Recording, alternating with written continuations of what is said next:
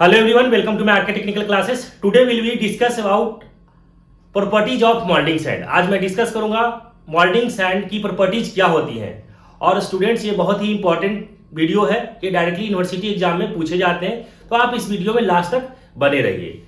अब हम लोग समझते हैं कि मोल्डिंग सैंड क्या होता है। जब हम लोग सैंड कास्टिंग करते हैं तो सैंड कास्टिंग के दौरान हम लोग वहां पे कैविटी फॉर्म करते हैं, उसी को बोलते हैं मोल्ड। ठीक है, तो यहां पे क्या होता है कि एक बॉक्स होता है, इसको हम लोग बोलते हैं ड्रैग, और इसके ऊपर एक होता है, इसको हम लोग बोलते हैं कोप, और यहां पे बीच में हम लोग एक पैटर्न को रखते हैं, इसको हम लोग क्या बोलते हैं, पैटर्न बोलते हैं, पैटर्न। और इस पैटर्न यहां पे क्या होता है, इसको हम रैमिंग करते हैं, सैंड इसके अंदर फिल किया हुआ होता है, और इस पैटर्न को हम लोग निकाल लेते हैं। तो ये जो हमारा कैविटी जो फॉर्म हो गया, इसी को हम लोग बोलते हैं मोल्ड। इसको क्या बोलते हैं, मोल्ड। अब हम लोग जो स्टडी करेंगे, ये जो मोल्डिंग जो सैंड है, इसकी प्रॉपर्टीज क्या होनी चाहिए, तो हम लोग स्टेप बाय स्टेप समझते हैं। तो फर्स्ट है रिफैक्टरीनेस।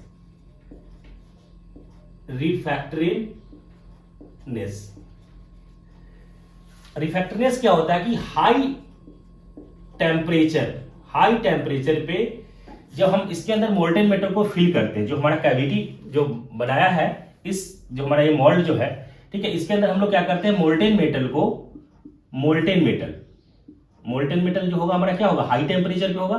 तो हाई टेम्परेचर पे जब हम इसके अंदर कैविटी के अंदर जब फिल करें, तो ये क्या हो, जो हमारा जो सैंड है वो फ्यूज ना करे। क्या हो, हाई टेम्परेचर पे हमारा जो सैंड है वो फ्यूज ना करे। ऐसा नहीं होगा कि हमने इसके अंदर हाई टेम्परेचर में मोल्टेन मेटल को फिल किया कैविटी के अंदर, और हमारा जो सैंड जो है वो क्या हो गया, ब्रेक हो गया, है ना, मेल्ट हो गया। तो उस कंडीशन में हमारा क्या होगा, जो हमने कैविटी जो बनाया था, तो हमारा उसके अंदर वो डैमेज आ जाएगा, पीसेज जो होगा हमारा डैमेज हो जाएगा। तो रिफ्रैक्टरीनेस इसकी अच्छी होनी चाहिए कि हाई टेम्परेचर पे जो हमारा जो सैंड है वो फ्यूज ना हो, तो ये हमारा रिफ्रैक्टरीनेस कहलाता है। तो इसकी प्रॉपर्टीज होनी चाहिए, अच्छी होनी चाहिए। नेक्स्ट है स्ट्रेंथ। स्ट्रेंथ में हम लोग 3 टाइप्स के इसमें के अंदर हम लोग कंसीडर करते हैं। एक होता है ग्रीन स्ट्रेंथ, सेकेंड होता है ड्राई स्ट्रेंथ, और थर्ड होता है हॉट स्ट्रेंथ। ठीक है, ग्रीन स्ट्रेंथ क्या होता है, ग्रीन स्ट्रेंथ के अंदर यहां पे मॉइस्चर इसके अंदर होता है, क्योंकि हम लोग ग्रीन जो इसके अंदर जो सैंड यूज कर रहे हैं, तो यहां पे ग्रीन स्ट्रेंथ के अंदर क्या होता है कि जो मॉइस्चर है, तो आपस में जो मॉलिक्यूल्स है, जो सैंड जो है ना, जो सैंड के जो मॉलिक्यूल्स है, वो आपस में क्या होना चाहिए, वो बॉन्डेड होना चाहिए। तो इसके अंदर क्या होना चाहिए, मॉइस्चर होना चाहिए। ठीक है, तो ये स्ट्रेंथ भी हमें होनी चाहिए। सेकेंड है ड्राई। जब हम इसके अंदर क्या होगा कि जब मोल्टेन मेटल को जब डालेंगे कैविटी के अंदर, तो जो इसके अंदर जो ग्रीन जो स्ट्रेंथ है, इसके अंदर जो मॉइस्चर है, वो मॉइस्चर क्या होगा, इवापोरेट हो जाता है। तो जब मॉइस्चर इवापोरेट हो जाएगा, तो हमारा जो है वो क्या हो जाएगा, ड्राई हो जाएगा। तो इसके ऊपर भी क्या होना चाहिए, ड्राई होने के बावजूद हमारा जिस टेम्परेचर पे, हाई टेम्परेचर पे, तो वो विथ स्टैंड कर सके। तो हमारा क्या होना चाहिए कि ड्राई स्ट्रेंथ भी अच्छी होनी चाहिए। ठीक है, नेक्स्ट है हमारा हॉट स्ट्रेंथ। हॉट स्ट्रेंथ क्या होगा, जब हमारा ये ड्राई तो हो चुका है, तो ड्राई होने के बाद जब हम इस मोल्टेन मेटल को डालते हैं, तो इसके आसपास जो होता है वो भी क्या होता है, गर्म हो जाता है। तो हाई टेम्परेचर पे भी हमारा जो ये जो सैंड है वो क्या कर सके, विथ स्टैंड हो सके। तो इसको हम लोग बोलते हैं हॉट स्ट्रेंथ, जो है ना, जो हाई टेम्परेचर पे भी जो हमारा जो है ना आसपास के जो हमारा जो सैंड है, वो चूंकि हमारा तो ड्राई हो चुका है, तो हाई टेम्परेचर पे भी वो विथ स्टैंड हो सके। तो इसको हम लोग बोलते हैं हॉट स्ट्रेंथ। ठीक है, हमारा फर्स्ट क्या था, हमारा फर्स्ट था रिफ्रैक्टरीनेस, कि हाई टेम्परेचर पे हमारा जो हाई टेम्परेचर पे क्या था कि इसके अंदर हाई टेम्परेचर पे जब मोल्टेन मेटल को जब फील करते हैं, तो हमारा जो सैंड है वो क्या होना चाहिए, फ्यूज नहीं होना चाहिए, विथ स्टैंड होना चाहिए, है ना। इसको हम लोग बोलते थे रिफ्रैक्टरीनेस। सेकेंड हमारा क्या था, स्ट्रेंथ। तो स्ट्रेंथ के अंदर हमें 3, ग्रीन स्ट्रेंथ, ड्राई स्ट्रेंथ और हॉट स्ट्रेंथ। ग्रीन के अंदर हमारा मॉइस्चर, ठीक है, जो होता है वो आपस में जो हमारा मॉलिक्यूल्स है वो बॉन्डेड होते हैं। ड्राई के अंदर, इसके अंदर जो हमारा मॉइस्चर जो इवोपरेट होगा, तो है ना, हाई टेम्परेचर पे भी हमारा क्या होना चाहिए, ड्राई स्ट्रेंथ पे भी हमारा अच्छी होनी चाहिए। हॉट के अंदर जो हमारे आसपास के जो मटेरियल जो है, जो सैंड है यहाँ पे, वो क्या हो जाएगा, हीटअप हो जाएगा। तो हाई टेम्परेचर पे भी क्या होना चाहिए, ड्राई होने के बावजूद भी हमें विथ स्टैंड होनी चाहिए। नेक्स्ट है फ्लोएबिलिटी।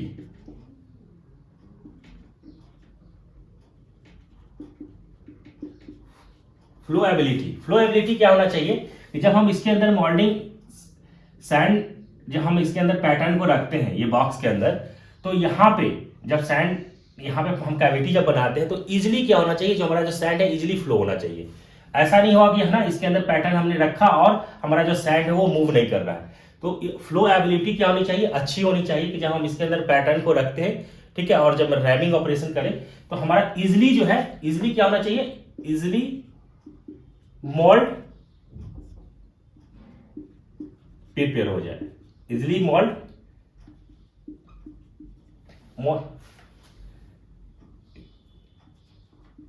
प्रिपेयर हमारा हो जाए। तो ये हमारा क्या होना चाहिए, है ना, फ्लोएबिलिटी जो होनी चाहिए अच्छी होनी चाहिए, ठीक है। नेक्स्ट है हमारा परमिएबिलिटी, ठीक है, परमिएबिलिटी क्या होता है कि जब हम इसके अंदर मोल्टेन मेटल को जब डालते हैं कैविटी के अंदर, तो क्या होता है, इसकी प्रॉपर्टी होता है कि ये पोरस नेचर का होता है, ठीक है। तो ये पोरस जब होता है तो इसके अंदर कुछ ऐसे होते हैं कि जो हमारा जो गैसेस है वो बाहर एटमॉस्फेयर से भी इसके अंदर ले लेता है, ठीक है। जब हम इसके अंदर मोल्टेन मेटल को डालते हैं तो यहाँ पे गैस क्रिएट करता है। तो जब गैस क्रिएट करेगा तो हमारा गैस को भी बाहर निकलना चाहिए, एस्केप होना चाहिए।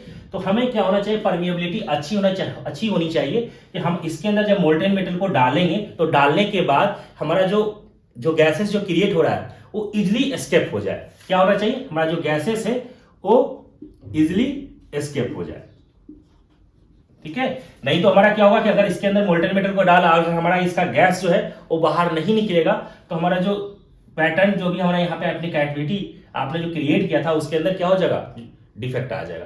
तो हमारा क्या होना चाहिए कि परमिएबिलिटी जो होनी चाहिए वो अच्छी होनी चाहिए। जितना अच्छा परमिएबिलिटी होगा उतना ही अच्छा हमारा प्रोडक्ट बन करके आएगा। अगर इसके अंदर प्रोडक्ट परमिएबिलिटी अच्छी नहीं होगी तो है ना, जो हमारा प्रोडक्ट है वो भी खराब हो जाएगा। तो हमारा परमिएबिलिटी क्या होनी चाहिए, अच्छी होनी चाहिए कि इसके अंदर जो गैसेस है वो इजिली रिमूव हो जाए। नेक्स्ट है कोहेसिवनेस।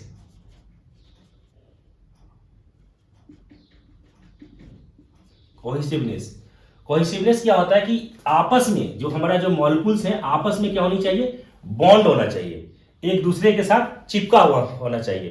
तो इसके अंदर कोहेसिवनेस भी अच्छी होनी चाहिए। जो हमारा जो सैंड है, जो बॉन्डिंग सैंड हमने यूज किया है, तो आपस में मतलब जो सेम मॉलिक्यूल्स है, सेम मॉलिक्यूल्स के अंदर हमारा जो बॉन्डिंग होना चाहिए मॉलिक्यूल्स के अंदर वो अच्छी होनी चाहिए, ठीक है, वो टूटे ना। तो कोहेसिवनेस हमें अच्छी होनी चाहिए। तो ये भी हमें प्रॉपर्टीज के अंदर ही आता है, ठीक है। नेक्स्ट है हमारा एडिसिवनेस। एडिसिवनेस क्या होता है कि जैसे हमारा ये जो बॉक्स होता है तो बैक बॉक्स के ऊपर है ना, ये जो हम लोग सैंड को जब डालते हैं तो इसके साथ क्या होना चाहिए, वो चिपका होना चाहिए। मतलब इसको हम बोल सकते हैं कि सेम मॉलिक्यूल्स के साथ हमारा बॉन्डिंग अच्छी होनी चाहिए। इसको हम लोग बोल सकते हैं कि जो डिफरेंट जो मॉलिक्यूल्स है उसके साथ बॉन्डिंग अच्छी होनी चाहिए, ठीक है। जैसे हम अगर मैं बात करूं कि फेविकॉल जो होता है ना, तो वो भी एक क्या है, एडिसिवनेस है ना। तो हमारा क्या होना चाहिए, कोहेसिवनेस क्या हो रहा है कि जो हम आपस के अंदर जो मॉलिक्यूल्स है वो हमारे साथ बॉन्डिंग अच्छी होनी चाहिए। और इसके साथ क्या हो रहा है कि जो हमारा जो बॉक्स है और जो आपने सैंड फिल किया है, तो हमारा जो सैंड और बॉक्स जो है इसके साथ हमारा जो है बॉन्डिंग है वो अच्छी होनी चाहिए। तो इसको हम लोग बोलते हैं एडिसिवनेस। और हमारा जो मॉलिक्यूल्स के साथ जो अटैचमेंट अच्छी होनी चाहिए उसको बोलते हैं कोहेसिवनेस। नेक्स्ट है हमारा ड्यूरेबिलिटी।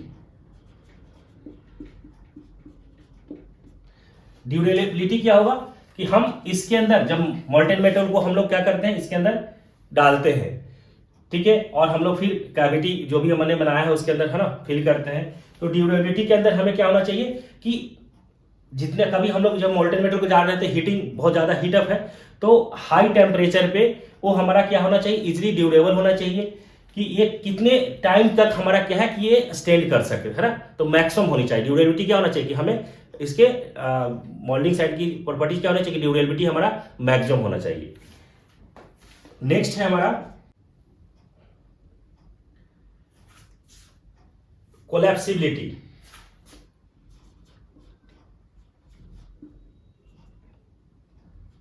कोलैप्सिबिलिटी कोलैप्सिबिलिटी क्या होता है कि जैसे अब हम लोग मोल्टेन मेटल के अंदर जो हमने आपने कैविटी बनाया है उसके अंदर मोल्टेन मेटल डाल देते हैं। तो डालने के बाद हम इसको क्या करते हैं, ब्रेक करते हैं। तो जब ब्रेक करें तो हमारे इसके अंदर जो सैंड है, यहाँ पे जो सैंड है इसके अंदर, वो इजिली क्या होना चाहिए, वो ब्रेक हो जाए, इजिली टूट जाए। ऐसा नहीं कि उसके अंदर बिल्कुल ही चिपका हुआ रहे, तो ऐसी भी नहीं होनी चाहिए। जब इसको हम ब्रेक करेंगे तो इजिली क्या हो जाए, कोलैप्स हो जाए। तो हमें क्या होना चाहिए,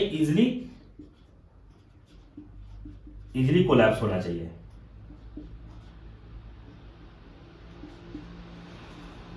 इजिली कोलैप्स हो जाना चाहिए। तो इसको है ना कोलैप्सिबिलिटी जो होनी चाहिए ये भी अच्छी होनी चाहिए। ड्यूरेबिलिटी हमने अभी डिस्कस कर लिया कि ये भी अच्छी होनी चाहिए, है ना, कि हाई हीटिंग, चूंकि हमारा हीट काफी हीट हो जाता है तो हाई टेम्परेचर पे भी ये मैक्सिमम टाइम तक ये ड्यूरेबल होना चाहिए।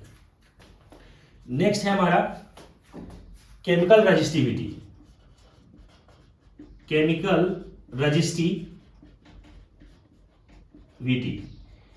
रजिस्टिविटी क्या होता है कि जब हम इसके अंदर जो हमारा मोल्डिंग जो सैंड है, जब हम इसके अंदर मोल्टेन मेटल के डालते हैं तो डालने के बाद कोई केमिकल रिएक्शन ना हो। ठीक है, ऐसा नहीं कि हमने इसके अंदर मोल्टेन मेटल को डाला तो हमारा जो सैंड है वो उसकी केमिकल कुछ ना कुछ यहाँ पे रिएक्शन हो गया। तो ये भी हमारा एक प्रॉपर्टीज के अंदर ही आता है कि केमिकल रजिस्टिविटी क्या होनी चाहिए, यहाँ पे हमें कोई भी नहीं होना चाहिए। कहने का मतलब मोल्टेन मेटल को जब इसके अंदर डालते हैं कैविटी के अंदर तो मोल्डिंग जो सैंड है, ठीक है, तो इसके बीच में हमारा कोई भी रिएक्शन नहीं होना चाहिए। तो ये भी हमारा एक प्रॉपर्टीज होता है। तो ये हमारा 9 टाइप्स है इसके मोल्डिंग साइड के प्रॉपर्टीज है, और इसको स्टेप बाय स्टेप आपने, आई होप स्टूडेंट्स कि आपने समझ लिया होगा इसको। ठीक है, अगर आपको समझ में आया है तो हमारे चैनल को आप सब्सक्राइब कर ले और बेल आइकन के बटन को जरूर प्रेस कर ले, ताकि जो भी वीडियो मैं आपको डालूं तो सबसे पहले आपके पास नोटिफिकेशन आ जाए। Thank you.